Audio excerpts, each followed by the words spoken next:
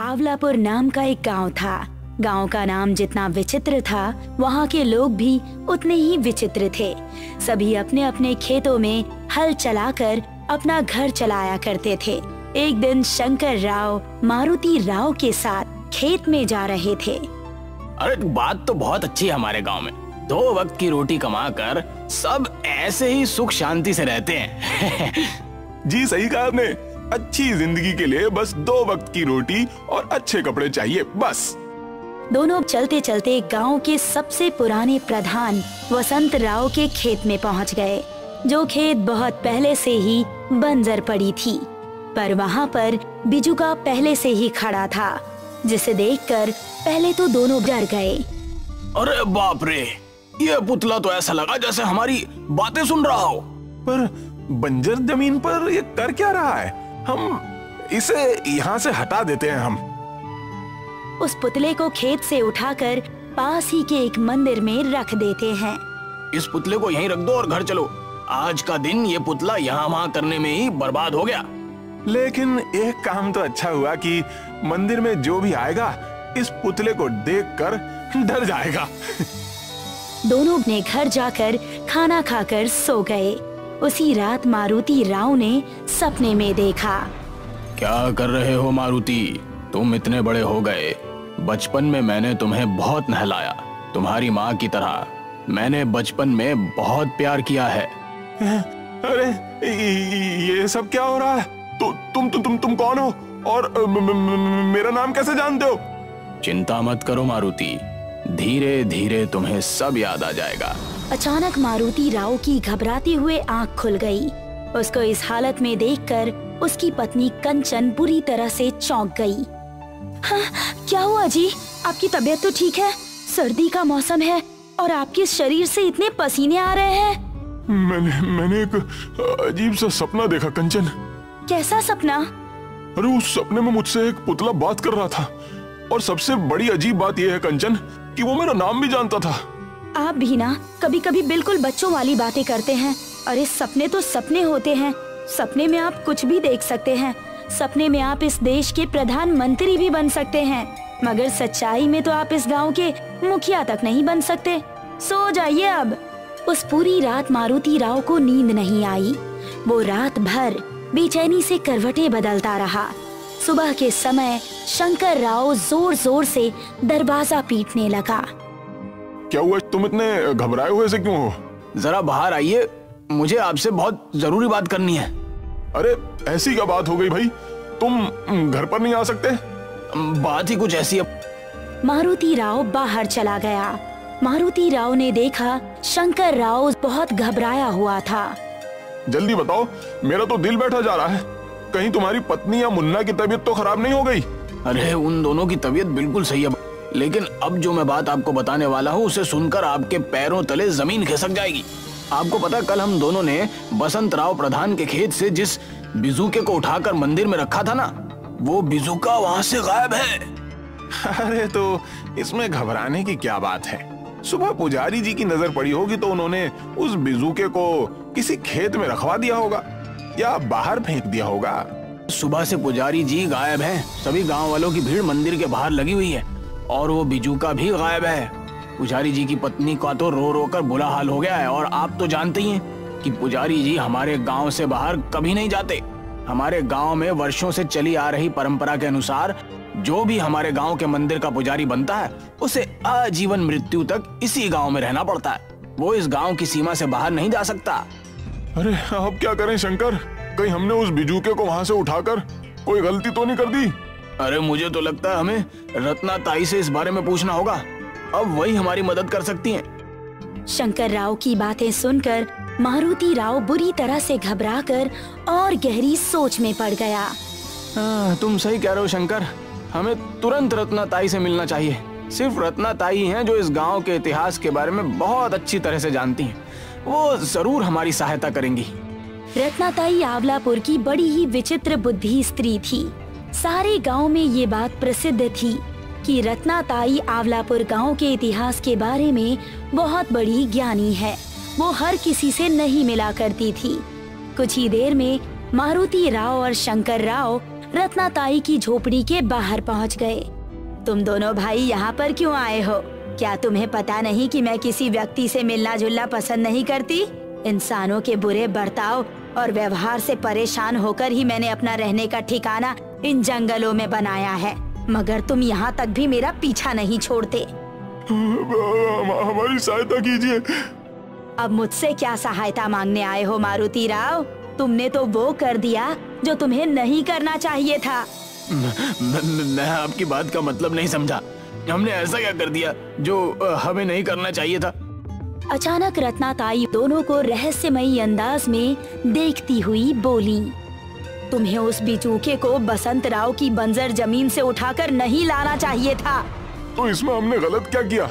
बहुत पुराने प्रधान हुआ करते थे, उनकी जमीन बरसों से बंजर पड़ी हुई है। हमें लगा कि उसे उस बंजर जमीन की कोई आवश्यकता नहीं है, इसलिए हमने उस बिजूके को वहाँ से उठाकर मंदिर में रख दिया, ये सोचकर कि सुबह या तो हम अपने खेतों में या किसी दूसरे के खेतों में उस बिजूके को लगा देंगे तो वो किसी न किसी के काम ही आएगा। मूर्ख व्यक्तियों, उस बिजूके को तुम्हें वहाँ से उठाकर नहीं लाना चाहिए था। अरे इस संसार में कोई भी वस्तु किसी भी जगह बिना किसी कारण के नहीं रखी जाती है।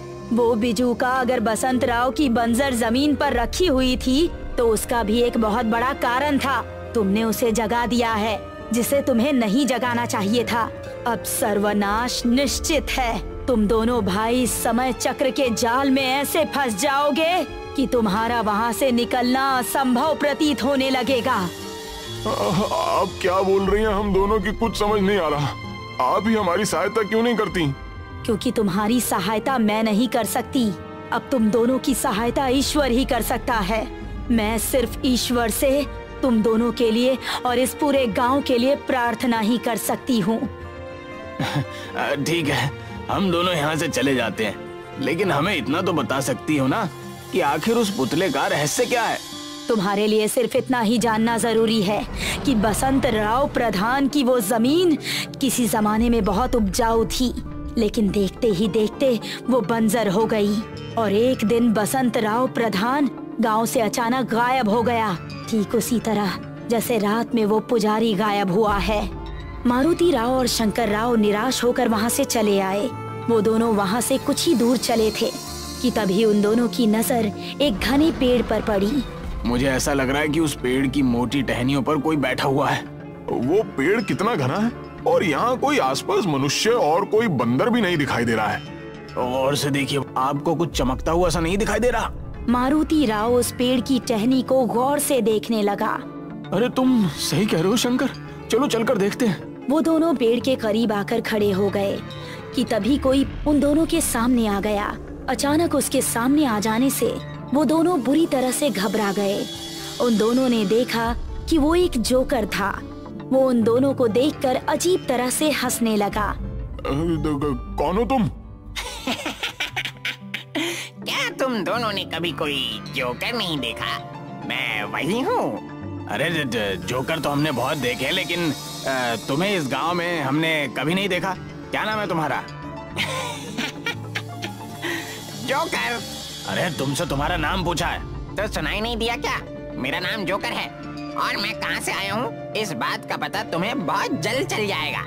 इतना कहकर वो जोकर हवा में कलाबाजी दिखाने लगा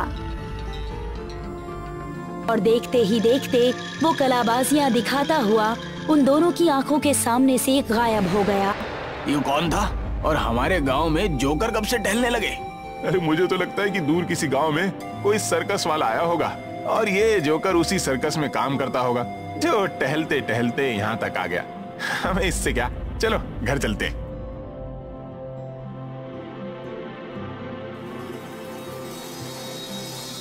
शंकर राव मारुति राव के घर पर चला गया, मगर उसने देखा कि उसकी पत्नी और उसका बेटा मुन्ना भी मारुति राव के घर पर मौजूद थे। अपनी पत्नी और बच्चे को देखकर शंकर राव बुरी तरह से चौंक गया। तभी मारुति राव की पत्नी कंचन डरती हुई बोली, मैं आपका काफी समय से इंतजार कर रही थी। मैंने मुन्ना से आपको गांव में ढूंढवाया भी, लेकिन आप कहीं नहीं मिले। अरे क्या हुआ कंचन, तुम इतनी घबराई हुई क्यों? पता नहीं, जब आप यहाँ से चले गए तो मैं घर का काम कर रही थी। और अचानक कमरे में एक बहुत तेज धमाका हुआ। ऐसा लगा जैसे कोई भूचाल आ गया हो। मैंने देखा कमरा रंग बिरंगी रोशनी से जगमगा उठा। मैं कमरे के पास पहुंची तो मैंने देखा कि एक बिजूका जो सफेद रंग की किरणों से चमक रहा था, मेरी ही ओर देख रहा था। अपनी पत्नी कंचन की बात सुनकर मारुति राव बुरी तरह से घबरा गया और डरे हुए अंदाज में शंकर राव की ओर देखने लगा। अरे ये सब क्या हो रहा है? पहले हमने उस बिजूके को उठाकर मंदिर में रखा, वो बिजूका मंदिर से गायब हो गया और साथ में पुजारी भी। कहीं ये वही बिजूका तो नहीं?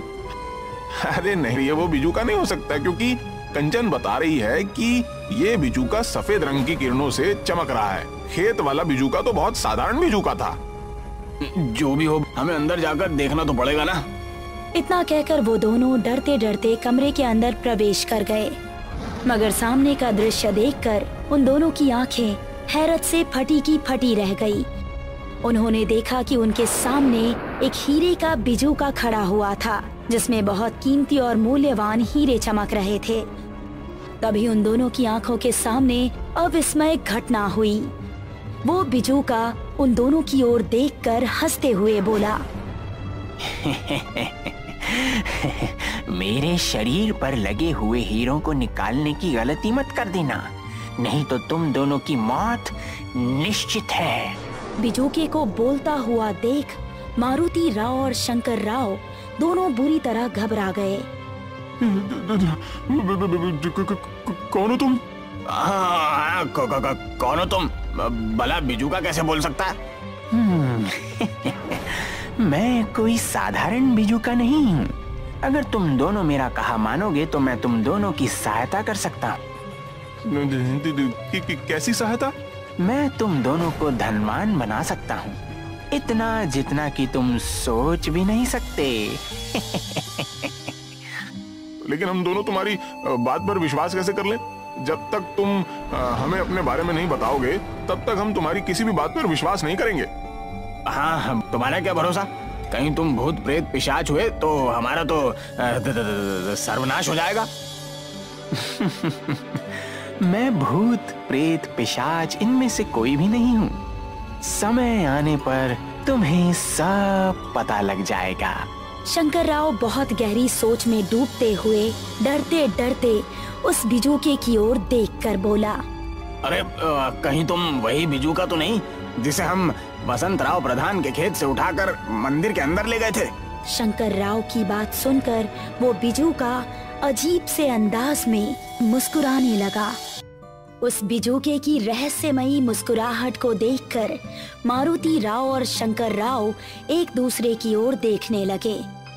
ज्यादा सोचो मत, मैं तुम्हें धनवान बनने का एक अवसर दे रहा हूँ और तुम दोनों एक दूसरे के चेहरे को देख रहे हो।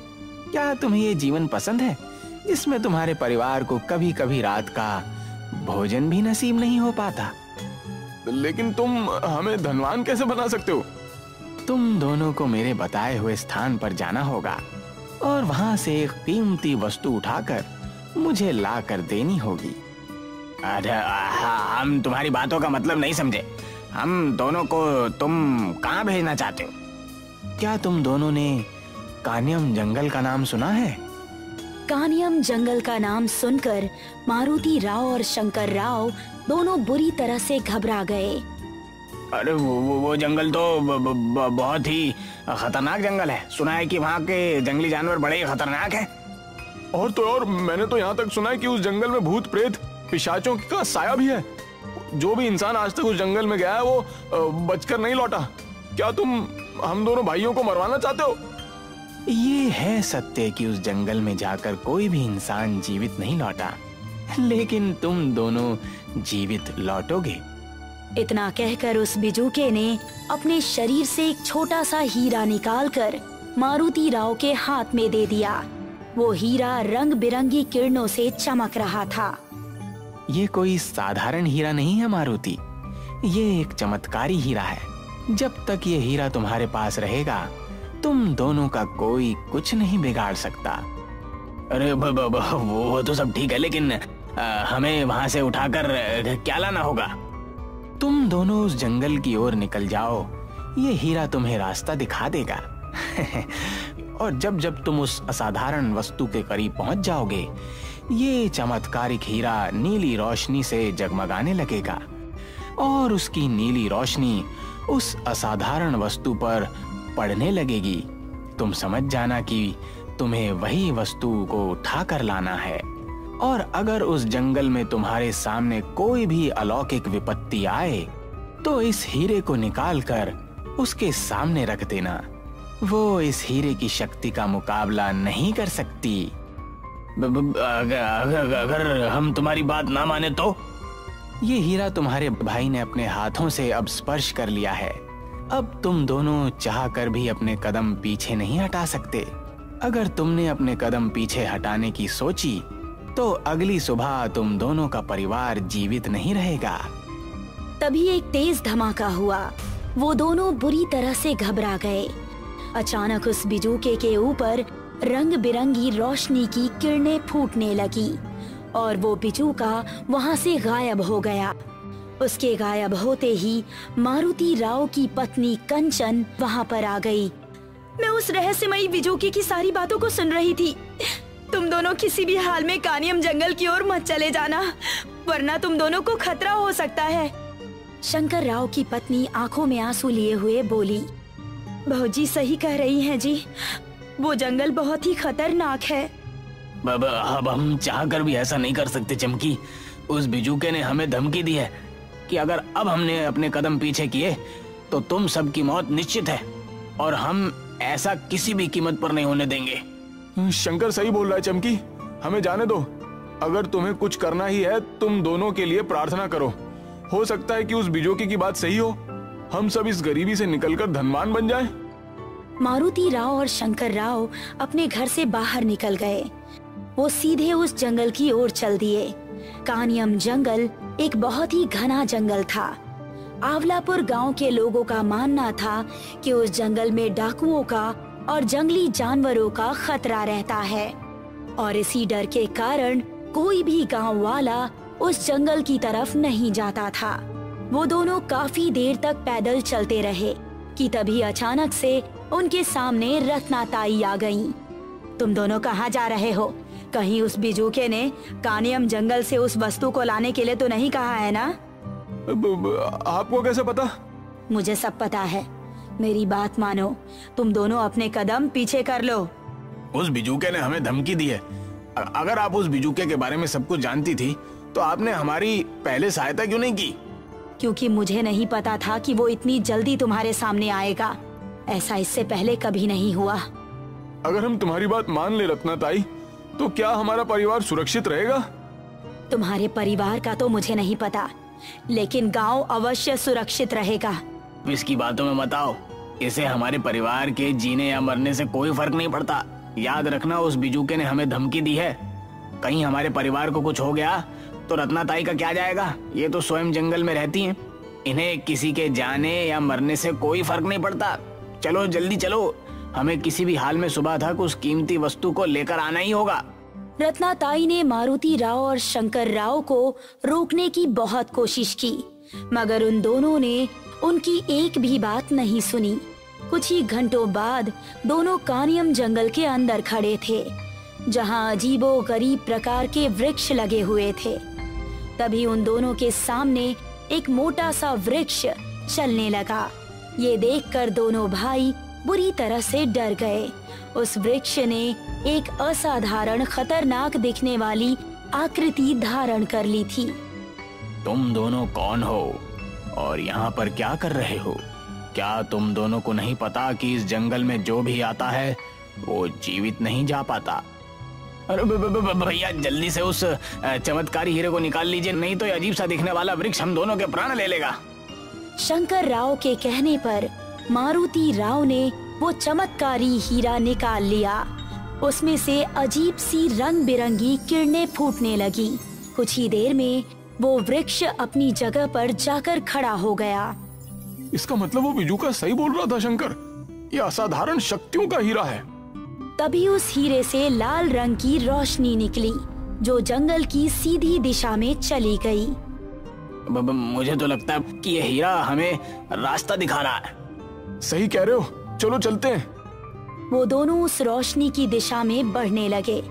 कुछ ही देर बाद वो रोशनी एक तालाब के पास जाकर समाप्त हो गई। यहाँ तो सिर्फ एक तालाब है, इसके अलावा और कोई नहीं। लेकिन इस हीरे की किरणें यहीं पर आकर समाप्त हुई हैं। कुछ ना कुछ तो यहाँ पर जरूर होगा, हमें ढूंढना चाहिए। तभी उस तालाब से एक बड़ा सा मगरमच्छ निकलकर उन दोनों के सामने आकर घूरने लगा। उस मगरमच्छ को देखकर वो दोनों भाई बुरी तरह से घबरा गए।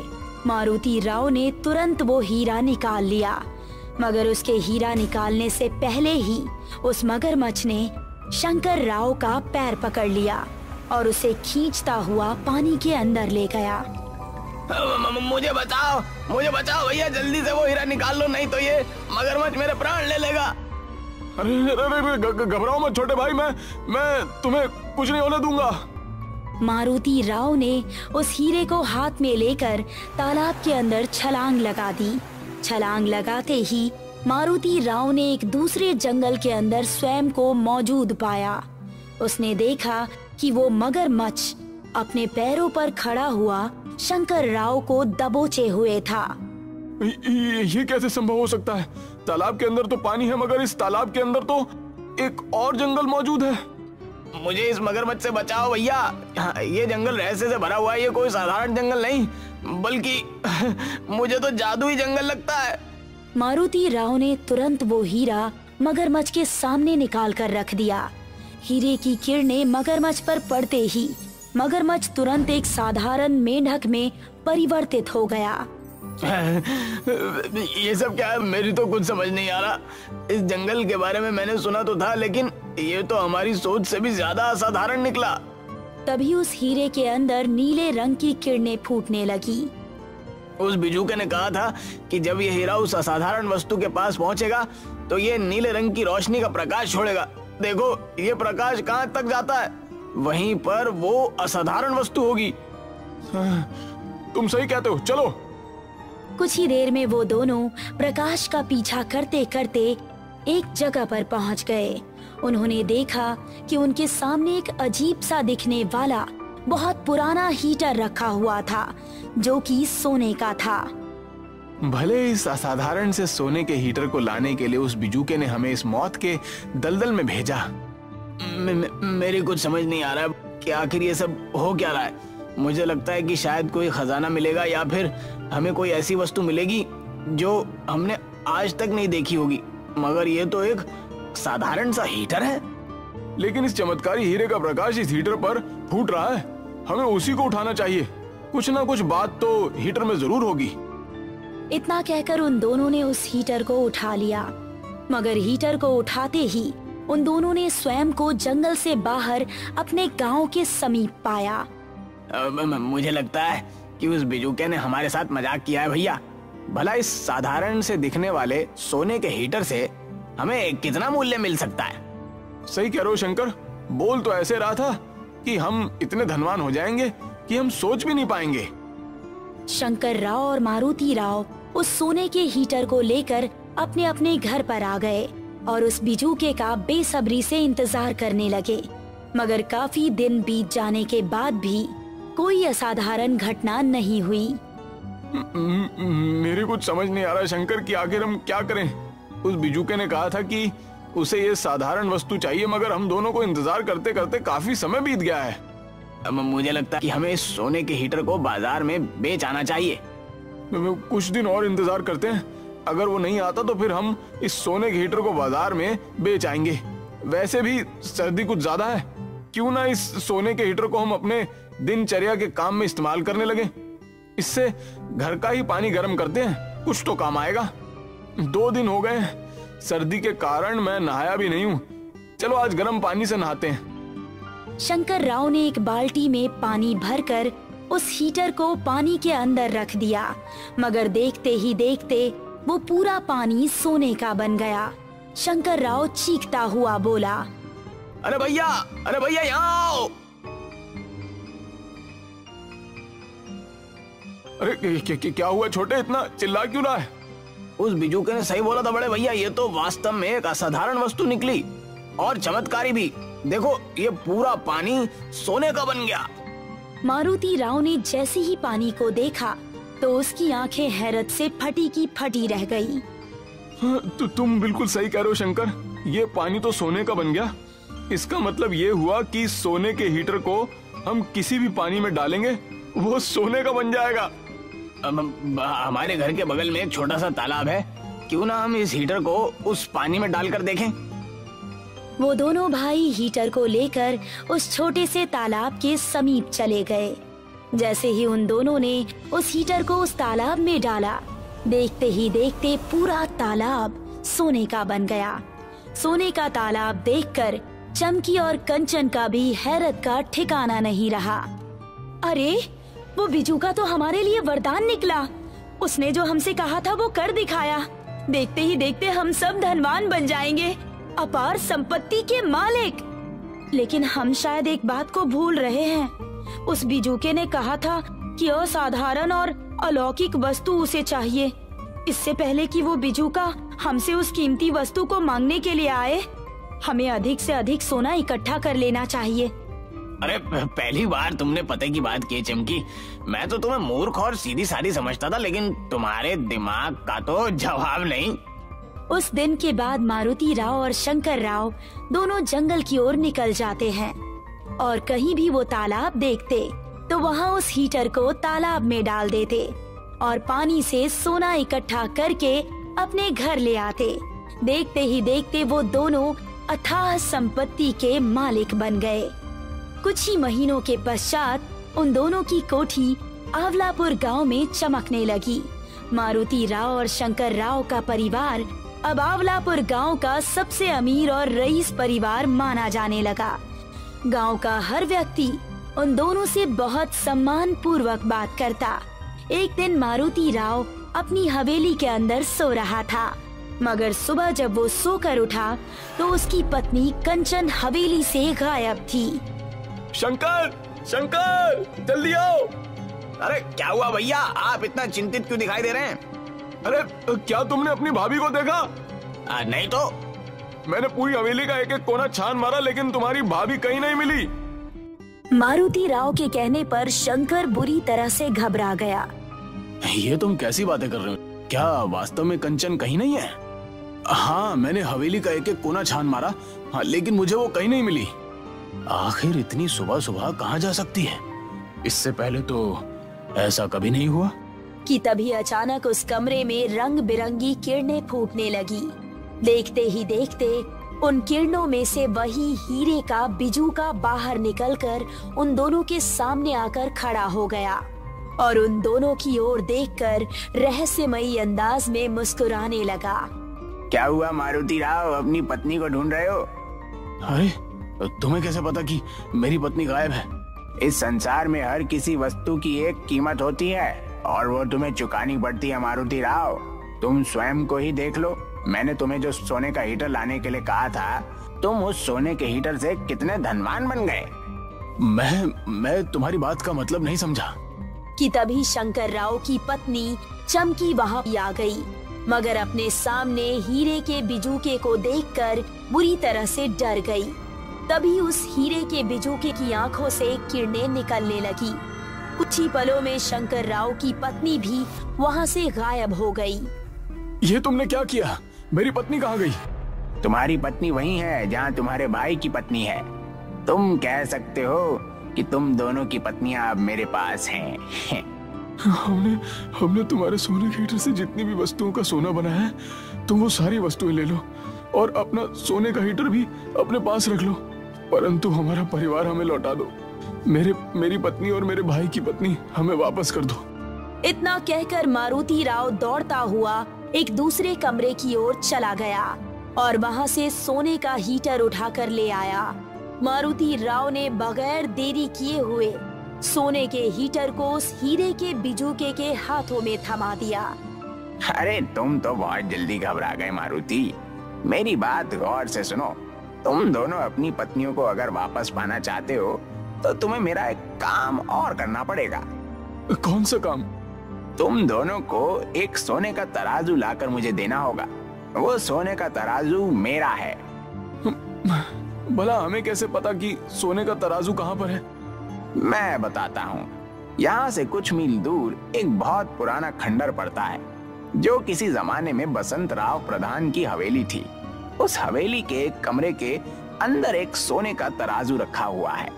तुम्हें उस सोने के तराजू को उसी बंजर खेत के पास लाना होगा, जहाँ से तुमने मुझे उठाकर मंदिर में रख दिया था।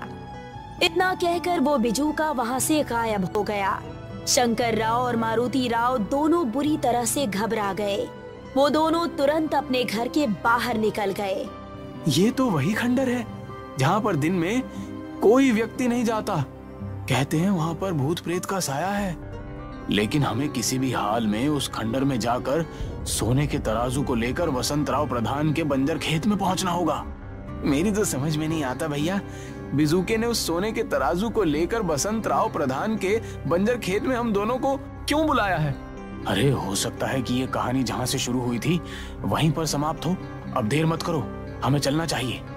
शंकर राव और मारुति राव दौड़ते हुए कुछ ही देर में उस खंडर की हवेली में पहुंच गए, जो किसी जमाने में बसंत राव प्रधान की हवेली थी। उन दोनों ने देखा कि हवेली के अंदर चारों ओर मकड़ी के जाले बने हुए थे। ये हवेली तो बहुत बड़ी है। हमें उस सोने के तराजू को ढूंढने में तो काफी समय लग जाएगा। और उस हीरे के बिजुके ने हमसे कहा है कि हमें शाम तक उस सोने के तराजू को किसी भी हाल में बंजर खेत के पास लेकर पहुंचना होगा। शंकर राव ने इतना कहा ही था कि तभी मारुति राव की नजर हवेली में बने हुए एक दूसरे कमरे पर पड़ी, जिसका दरवाजा लगभग टूट चुका था। उस कमरे के अंदर पीले रंग की किरणें फूट रही थी। मुझे लगता है कि उस कमरे के अंदर जरूर कुछ है। चलो चलकर देखते हैं। मारुति राव और शंकर राव दोनों उस कमरे के पास पहुंच गए। उन दोनों ने देखा कि उस कमरे के अंदर एक सोने का तराजू रखा हुआ था। सोने के तराजू को देखकर मारुति राव और शंकर राव के चेहरे पर मुस्कान आ गई। मारुति राव ने सोने के तराजू को उठाने के लिए अपने कदम बढ़ाए ही थे कि तभी उस सोने के तराजू के अंदर से एक भारी सी आवाज आई। मारुति राव तुरंत फुर्ती से पीछे की ओर हट गया। तुम मुझे किस उद्देश्य के लिए यहाँ से उठाकर ले जा रहे हो मूर्ख मानव? क्या तुम जानते भी हो कि मेरा इस्तेमाल कैसे किया जाता है? हम नहीं जानते। मुझ में कोई भी वस्तु रखकर अगर तोली जाती है तो वो वस्तु भी सोने की बन जाती है। और मेरी दूसरी खासियत ये है कि मैं वास्तु के हिसाब से अपना आकार परिवर्तित कर सकता हूँ। हमें कोई सोने का लालच नहीं है। हमें तो बस अपनी पत्नियों की जान प्यारी है। तुम कहना क्या चाहते हो? मारुति राव और शंकर राव ने एक ही सांस में अपने साथ घटी सारी घटना उस सोने के तराजू को बता दी।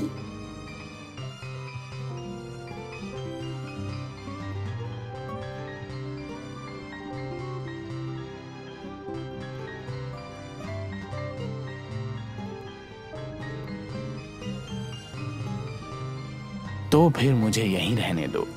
मुझे उठाने की गलती मत करना, नहीं तो। ये जरूर कोई जादुई तराजू है। समय व्यर्थ ना करें, इसे उठाएं। मारुति राव ने तुरंत उस सोने के तराजू को उठा लिया। उस तराजू के अंदर से आवाज आनी बंद हो गई। मारुति राव और शंकर राव सोने के तराजू को लेकर बंजर जमीन पर आ गए, जहां से उन्होंने कुछ समय पहले उस बिजूके को उठाकर मंदिर में रखा था। चारों ओर शांति छा गई। अरे यहाँ तो हमें कोई भी नजर नहीं आ रहा। उस हीरे के बिजूके ने हमें बुलाया तो यहीं था। हो ना हो वो जरूर यहाँ कहीं आसपास होगा। इतना बोलकर मारुति राव ने उस सोने के तराजू को उस बंजर जमीन पर रख दिया। सोने का तराजू बंजर जमीन से स्पर्श करते ही कुछ ही समय में वो पूरी बंजर जमीन अनाज की फसल से लहलहा उठी, मगर वो फसल पूरी की पूरी सोने की थी। तभी एक तेज धमाका हुआ। उस धमाके से धरती पर एक बहुत बड़ा गड्ढा बन चुका था। उस गड्ढे के अंदर से हीरे का बिजूका निकलकर बाहर आकर खड़ा हो गया। उसकी आंखों में क्रोध झलक रहा था। हीरे का बिजूका अजीब सी नजरों से शंकर राव और मारुति राव की ओर घूरने लगा। तुम्हारे कहने के मुताबिक हम सोने के तराजू को ले आए हैं। हमारी पत्नी हमें वापस कर दो। हाँ, तुमने जैसा बोला था हमने वैसा ही किया है। अरे इतनी भी जल्दी क्या है तुम दोनों को? लाओ, पहले वो सोने का तराजू मुझे पकड़ा दो, उसके बाद अपनी पत्नी को यहाँ से ले जाओ। मारुति राव ने उस सोने की तराजू को उस हीरे के बिजूके को पकड़ाने के लिए अपने कदम बढ़ाए ही थे कि तभी उसके कानों में रत्नाताई की आवाज टकराई। उस सोने के तराजू को हीरे के बिजूके को देने की गलती भी मत कर देना मारुति राव, नहीं तो सब कुछ खत्म हो जाएगा। मारुति राव ने तुरंत अपने बढ़े हुए कदम रोक लिए। उसने जैसे ही पलट कर देखा तो पीछे रत्नाताई खड़ी हुई उस हीरे के बिजूके को घूर रही थी।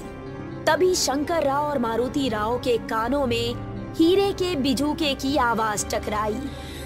इस बेवकूफ औरत की बात मानने की गलती मत करना। ये मत भूलो कि तुम दोनों निर्धन व्यक्ति थे। कभी कभी तो रात के समय तुम्हारा परिवार भूखे पेट सो जाता था। याद करो, मैंने ही तुम्हें उस सोने के हीटर का पता बताया था। मेरे ही कारण तुम आज इतने धनवान बने बैठे हो। उस हीरे के बिजूके की बात सुनकर शंकर राव रत्नाताई की ओर देखकर बोला, ये सही बोल रहा है, और वैसे भी हम दोनों तुम्हारी सहायता मांगने गए थे, लेकिन तुमने हमारी सहायता करने से साफ साफ इनकार कर दिया था। हाँ, ये बिल्कुल सही बात है। सबसे पहले तो हम तुम्हारे ही पास सहायता मांगने गए थे, लेकिन तुमने तो हमें कुछ भी बताने से इनकार कर दिया था। अब जब हमारी पत्नियों की जान खतरे में है तो हम तुम्हारी बात क्यों माने? उस समय मैंने तुम्हें कोई बात इसीलिए नहीं बताई थी कि तुम दोनों मेरी बात पर विश्वास नहीं करते। जिसे हीरे का बिजूका समझ रहे हो ना, वो कोई हीरे का बिजूका नहीं, बल्कि स्वयं बसंत राव प्रधान है, जो तुम दोनों के जरिए इस संसार में दोबारा आना चाहता है। रत्नाताई की बात सुनकर मारुति राव और शंकर राव दोनों बुरी तरह से चौंक गए। तभी शंकर राव के कानों में हीरे के बिजूके की आवाज टकराई। उस औरत की बात मत सुनो, समय मत गवाओ। रात होने से पहले अगर तुमने वो सोने का तराजू मुझे नहीं दिया तो तुम्हारी पत्नियों की मौत निश्चित है। बरसों पहले इस गांव में एक भयंकर बीमारी फैली थी और साथ ही साथ भयंकर सूखा भी। गांव के अनगिनत लोग मौत की चपेट में आ गए। गांव का मुखिया बसंत राव प्रधान का परिवार भी उसकी चपेट में आ गया। उसने स्वयं को इन सब से बचाने के लिए काली शक्तियों की पूजा करना प्रारंभ कर दी और वो आस्तिक से नास्तिक हो गया। एक रात जब वो शैतान की पूजा कर रहा था कि तभी जमीन के अंदर से एक जोकर उसके सामने आ गया। वो जोकर कोई और नहीं बल्कि शैतान था। उसने बसंत राव प्रधान को 3 वस्तुएं भेंट की। एक हीरे का बिजूका जिससे बसंत राव प्रधान की जमीन कभी बंजर नहीं होती। दूसरा सोने का हीटर। बसंत राव प्रधान उस हीटर को कहीं भी इस्तेमाल करता तो वो चीज सोने की बन जाती थी। और तीसरा ये सोने का तराजू। ये तराजू कोई भी आकार लेने में सक्षम है और ये एक जादुई तराजू है। लेकिन उस जोकर ने एक शर्त भी रखी कि ये सब जादुई शक्तियां तभी काम करेगी जब बसंत राव प्रधान हर हफ्ते एक इंसान की बलि उसे चढ़ाएगा। और ऐसा ही हुआ। गांव में बसंत राव प्रधान ने बलियां चढ़ाना शुरू कर दी। तो एक दिन एक मायावी साधु ने बसंत राव प्रधान से उसकी सारी वस्तुएं छीन ली और उसे मारकर एक बिजूके में परिवर्तित कर दिया। वही बिजूका जिसे तुम उठाकर मंदिर में ले आए थे। तो इसका मतलब ये है कि उस बिजूके ने पुजारी की जान ले ली और उसकी शक्ति बढ़ गई। बिल्कुल सही कहा तुमने। अगर हम इसकी बात मान भी लें तब भी हमें इस सोने के तराजू को इस हीरे के बिजूके को दे देना चाहिए, नहीं तो ये हमारी पत्नियों को मार देगा। शंकर राव के कहने पर मारुति राव तो सोने के तराजू को उस हीरे के बिजूके को पकड़ा दिया। सोने के तराजू को पकड़ते ही उस बिजूके का शरीर बसंत राव प्रधान के शरीर में परिवर्तित हो गया। अरे मूर्खों, ये औरत सही कह रही थी। अब तुम दोनों को बचाना तो लगभग नामुमकिन ही है। फिलहाल तुम दोनों को मरने से पहले तुम्हारी पत्नियों के आखिरी दर्शन करा देता हूँ। इतना कहकर बसंत राव उस सोने के तराजू को गौर से देखने लगा। देखते ही देखते उसके पलड़े से एक किरण निकलने लगी कुछ ही देर में उन किरणों ने चमकी और कंचन का रूप धारण कर लिया। वो दोनों उस बड़े से तराजू के पड़ले में थी। बसंत राव प्रधान मारुति राव और शंकर राव की ओर देखकर हंसते हुए बोला, तुम दोनों को सोने से बहुत प्यार है ना, और तुम दोनों को तुम्हारी पत्नी भी चाहिए। मैं एक काम करता हूँ, तुम दोनों की पत्नियों को सोने का बना देता हूँ। ऐसा मत कीजिए, आपने जो कहा हमने वो किया। तुमने जो किया लालच में किया, और लालच का फल बाद में हर व्यक्तियों को भोगना पड़ता है, जैसे कि मुझे भोगना पड़ा। मूर्खों, जब तक ये दोनों वस्तुएं मेरे पास नहीं आ जाती, मैं अपने शरीर में वापस नहीं आ सकता। तुमने मेरी धरती पर से बिजुके को जैसे ही उठाकर उस मंदिर में रखा, मेरा शरीर हीरे के बिजुके में परिवर्तित हो गया, और मैंने तुरंत मंदिर के पुजारी का मुंह बंद कर दिया। उसके बाद मुझे बस 2 वस्तुओं की और आवश्यकता थी, और तुम दोनों ने दोनों वस्तुएं मुझे खुशी खुशी लाकर दे दी। मगर अगले ही पल एक चमत्कार हुआ। देखते ही देखते वो सोने का तराजू मिट्टी के तराजू में परिवर्तित हो गया, और वो मिट्टी एक साधु के रूप में ढलने लगा। कुछ ही समय में सबके सामने एक जीता जागता साधु खड़ा हुआ था, जो क्रोध भरी नजरों से बसंत राव प्रधान की ओर देख रहा था। तुम अब तक यहाँ कैसे हो? तुमने ही मुझसे मेरी सारी वस्तुएं छीन ली थी। तुम्हें क्या लगता है इस सोने के तराजू को मैं तुम्हारी हवेली में छुपा दूंगा?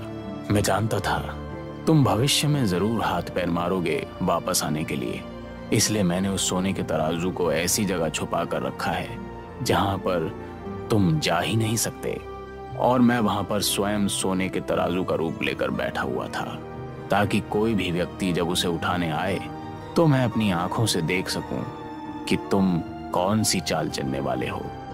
इतना कहकर उस साधु की आंखों से आग निकलने लगी। देखते ही देखते बसंत राव प्रधान के शरीर में आग लग गई, और वो चीखता हुआ राख के ढेर में परिवर्तित हो गया। साधु मारुति राव को देखकर बोला, लालच बहुत बुरी चीज है, याद रखना। अगर तुम्हें धन से अधिक प्यार है तो मेहनत करो, जाओ अपनी पत्नियों को अपने घर ले जाओ, और कभी लालच मत करना। मारुति राव और शंकर राव अपनी पत्नियों को लेकर घर आ गए।